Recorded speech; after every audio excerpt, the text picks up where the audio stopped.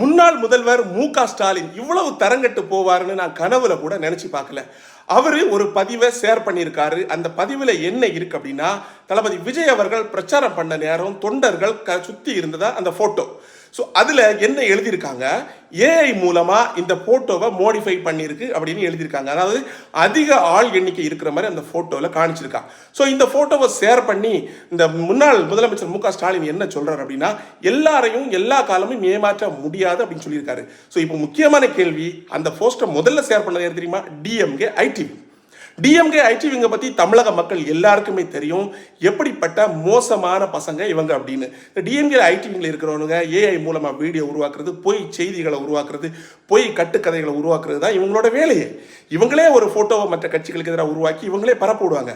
அப்படி போலியாக உருவாக்குன ஒரு ஃபோட்டோவை, அவங்க ஐடிவிங்க உருவாக்குன ஒரு ஃபோட்டோவை முன்னாள் முதல்வராக இருந்த ஒருத்தர் ஷேர் பண்ணி அதுக்கு பெரிய கமாண்ட் போடுறாருன்னா எவ்வளோ அபத்தமான செயல்.